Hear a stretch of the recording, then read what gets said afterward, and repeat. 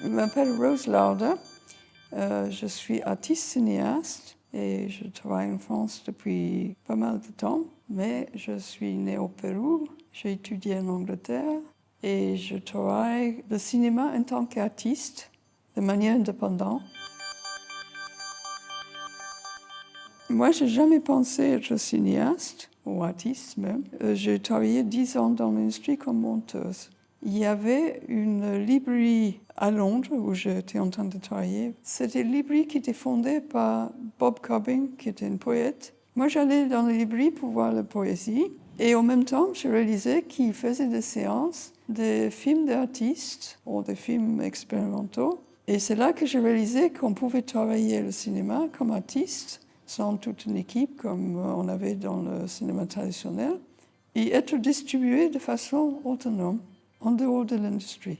Bon, je n'ai pas pensé être cinéaste en voyant ce film, mais ça m'a intriguée. J'étais étonnée de voir que ce qu'on voyait sur l'écran n'était pas la même chose que ce qu'on voyait si on examinait la bande de pellicule. Alors j'ai voulu savoir pour moi-même comment cela fonctionnait. Et donc chez moi, j'ai commencé à faire des dessins sur pellicule. Je les ai mis en boucle pour les étudier, pour tester comment ça fonctionnait par rapport à notre système de perception et le fonctionnement des projecteurs et des caméras. J'ai passé 3 ans à faire cela.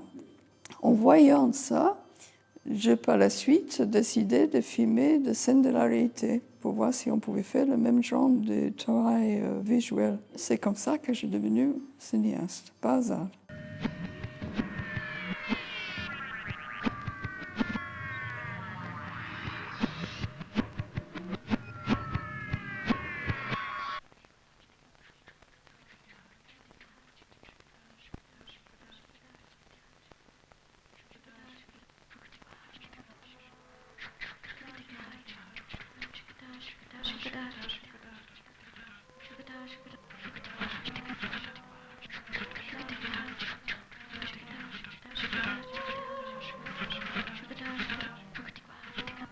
Par rapport à la façon dont je travaillais, il y avait plusieurs choses. Comme j'étais monteuse pour 10 ans, je ne voulais absolument pas faire la même chose que j'avais fait pour ces 10 ans-là. Il y avait aussi une question d'économie.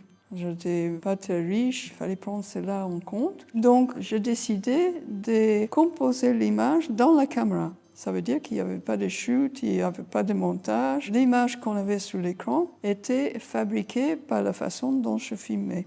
Je réalisais qu'avec la caméra Bolex suisse que j'ai, qui peut aller en avant et en arrière, que je pouvais filmer n'importe où sous la bande de pellicule. Et je filmais certaines images en laissant des autres images sans être enregistrées. Et par la suite, je pouvais filmer des autres images à un autre moment ou à un autre endroit.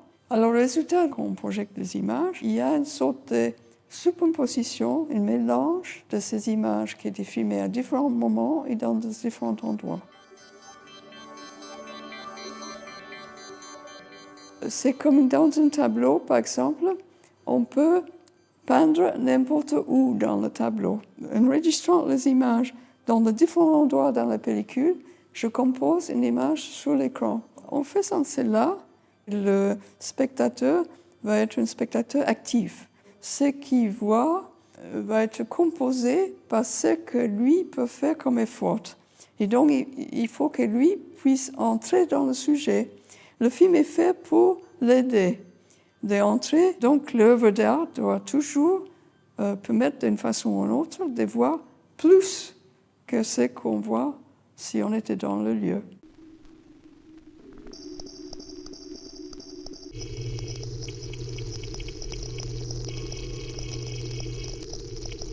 La question des femmes dans les artistes en général et dans le cinéma dépend de quel point de vue. Dans des musées, souvent, les artistes qui sont femmes sont un peu mis à côté. Par contre, dans le cinéma expérimental, au cinéma d'artistes, on ne souffre pas trop parce que toutes les personnes qui programment ces films ne mettent jamais de côté les femmes comme une artiste de deuxième catégorie. Ça n'arrive pas. Donc c'est seulement quand il y a de très grands budgets que c'est plutôt des hommes qui prédominent.